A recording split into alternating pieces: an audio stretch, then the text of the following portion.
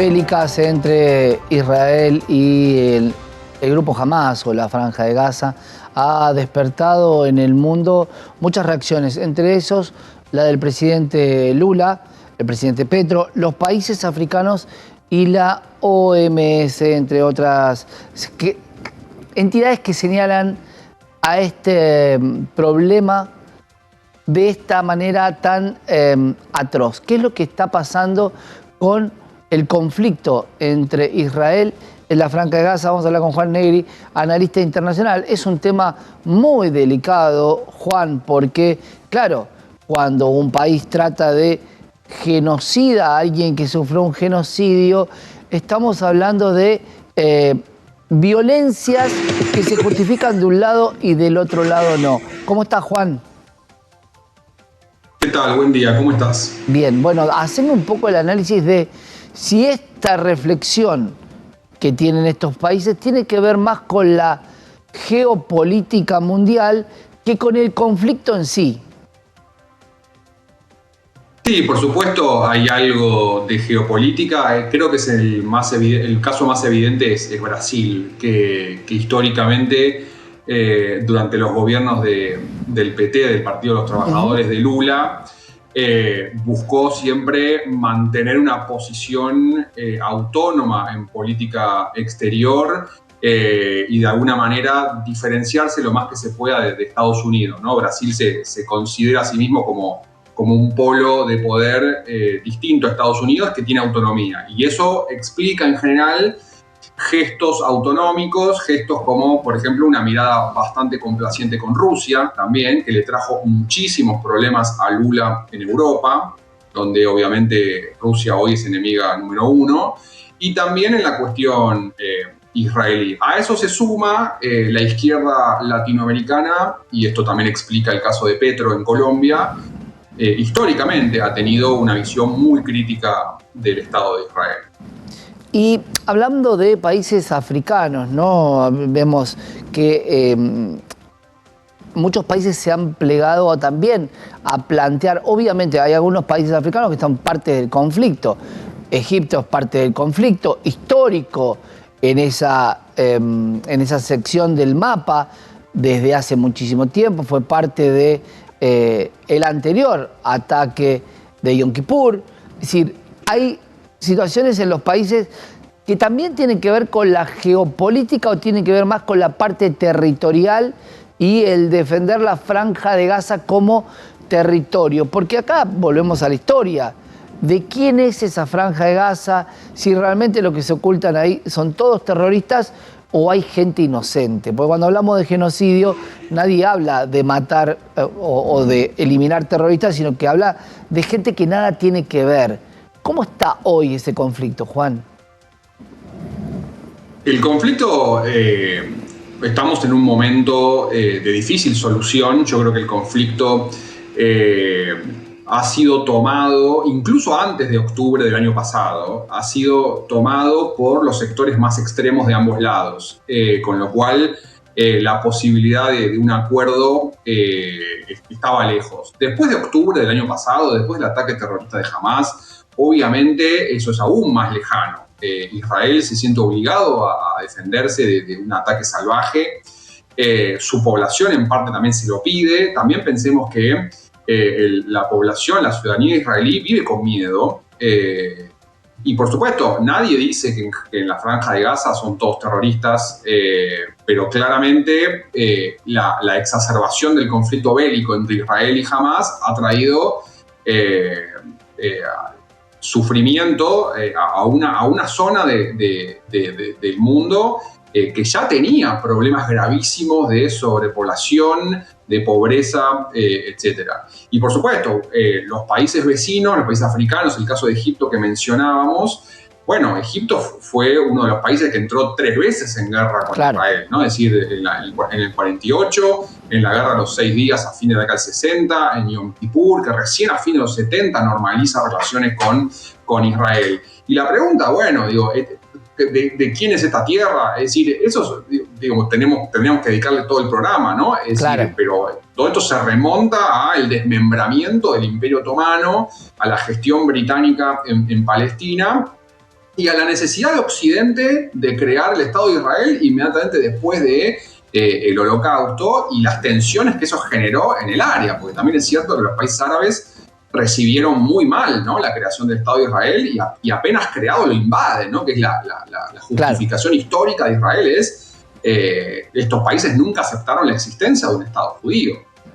Bueno, ahí cuando uno, y acá me meto con el tema Lula, utilizar la palabra genocida y compararlo con lo mismo sufrido por el pueblo judío, me parece que está muy elevada la vara. Esto no puede no traer un conflicto. ¿Qué es lo que busca Brasil? Buscar que los BRICS sean más fuertes. Argentina hoy le dio la espalda automáticamente a los BRICS con 3 actos muy puntuales, que son la llegada del presidente de Ucrania como prácticamente un héroe a la asunción del presidente, más todo el giro geopolítico hacia los Estados Unidos, desde lo más chico hasta lo más grande, la gira de China, por ejemplo, futbolista de la selección argentina se suspendió y pasa a Estados Unidos. Hay una geopolítica tan marcada de la Argentina. ¿Y qué le puede traer a Lula, no? Porque sabemos que muchos de los grandes millonarios del mundo que manejan el dinero son de origen judío. ¿Por qué Brasil provoca a este nivel, Juan? Porque es una provocación meterse con el Holocausto y compararlos con el Führer, con el máximo dictador que conoció la historia. ¿Qué busca Lula? Porque ya no es una cuestión ideológica, me parece. Yo creo que hay dos cosas. Hay, por un lado, el intento de Brasil de mostrarse como una potencia regional que puede interceder en este tipo de conflictos, que juega un rol y tiene una presencia internacional. Después algo que decíamos, que es su mirada histórica de Brasil y sobre todo de los gobiernos del PT, como decíamos hace un instante, de tener una posición distante o por lo menos separada de los Estados Unidos. Y después, yo creo, y esto es una opinión personal, que Lula, como buena parte de la izquierda latinoamericana, ha bordeado el antisemitismo más de una vez. Hay entrevistas y declaraciones de Lula del pasado que son muy controvertidas, miradas muy críticas hacia Israel, miradas bastante elogiosas hacia Hitler, de hecho. Entonces, yo no quiero decir con esto que Lula siga teniendo las posiciones políticas que tuvo en la década del 70 u 80, pero lo que sí me parece evidente es que, como buena parte, insisto, de la izquierda latinoamericana, su antisionismo y su antisemitismo terminan siendo un poco lo mismo. Claro. Y esto, digo, en esto, a Lula, el pasado, un poco, no digo que lo condena, pero sugiere desprolijidad, es decir, que Lula es muy descuidado en comparar lo que está pasando ahora con la Shoah, ¿no? Es decir, es una provocación innecesaria e injustificada, en mi opinión. Ese es el punto, claro. Ahí quería ir, Juan. Es desmedido, porque vos podés, como ha pasado en el octubre del año pasado, la Cancillería Argentina no tenía este mismo sentimiento de amar a Israel, de tener un rabino como parte de los consejeros, de un presidente que uno de sus primeros viajes es a Israel, al Muro de los Lamentos, está adoptando esta religión. Digo, en octubre del año pasado la Cancillería se manifestó de una manera, si querés, ambigua y fue muy castigada, pero una cosa es mantenerse en una distancia diplomática y otra cosa es directamente ir con los tapones de punta, como se dice en la jerga.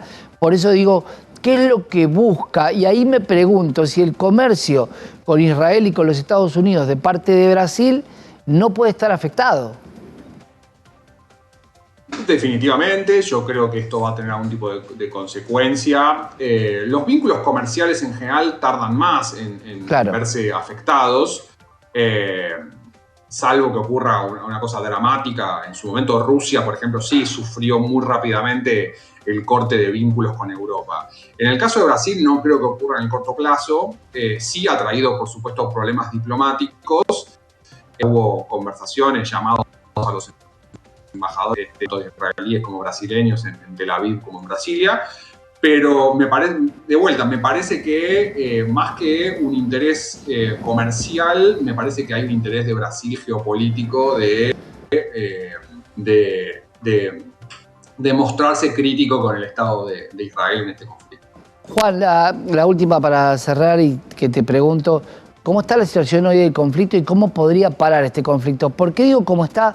Porque en las noticias aparece de vez en cuando, en algún momento era noticia constante. Hoy han cesado un poco el fuego, siguen los conflictos, son conflictos más radicalizados. ¿Qué debería pasar para que termine esta guerra? ¿Debería destruirse jamás? ¿Es una célula terrorista que por más que descabeces a lo que siempre van a quedar gente que tome esa filosofía? ¿Qué es lo que debería pasar para terminar con el conflicto de Israel y Gaza? Que no sea lo territorial, ¿no? Porque ahí claramente hay una cuestión territorial, como también la hay en Crimea y en Lugansk y Donetsk, ¿no? Es una cuestión territorial, política y geopolítica. Contame, ¿qué debería pasar? Bueno, en este momento empiezo por lo primero. En este momento el conflicto, en general, cómo funciona también los ciclos de atención a estas cosas. Es cierto que hemos normalizado un poco el conflicto y ya no aparece en las primeras planas, sigue siendo por supuesto muy relevante, pero de vuelta, y esto posiblemente vos lo sepas mejor que yo, es decir, los ciclos de atención mediática a este tipo de cosas, conforme uno se acostumbra, para llamar de una manera, empieza lo esencial para que el conflicto empiece a rebajar sería algún tipo de mesa de diálogo entre Hamás e Israel, que hasta el momento ninguno de los dos reconoce que vaya a existir, aunque aparentemente ha habido acercamientos, hubo una visita de un alto funcionario israelí a Qatar, entonces se sospecha, no hay certeza de que, bueno, está empezando a haber algún tipo de diálogo de alto nivel. Claro.